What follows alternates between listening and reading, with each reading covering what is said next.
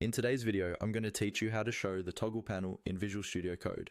This is a simple but really useful trick that can make your workflow much smoother, especially when you're working with terminals, debugging tools, or output logs inside VS Code. First, make sure you have Visual Studio Code open on your computer.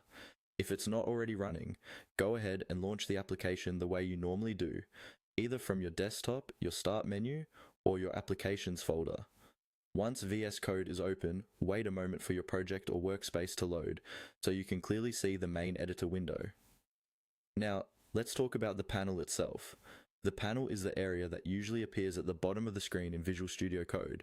It's where you'll find things like the integrated terminal, problems list, output, and debug console.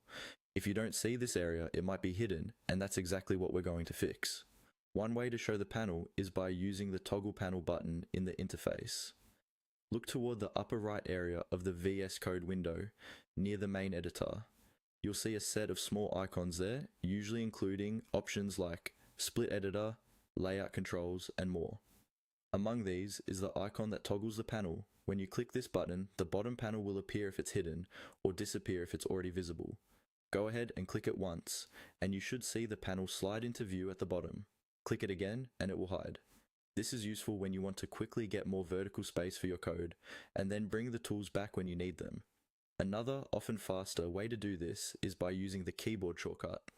On most systems, the shortcut to toggle the panel is Ctrl+J. Hold down the Control key, then press J once. You should see the panel instantly appear or disappear, just like when you use the button. Try pressing it a few times so you can get used to the motion and build that muscle memory. Using this shortcut regularly can speed up your work, especially if you're constantly switching between your code and the terminal, and that's all you need to know to show, hide, and quickly toggle the panel in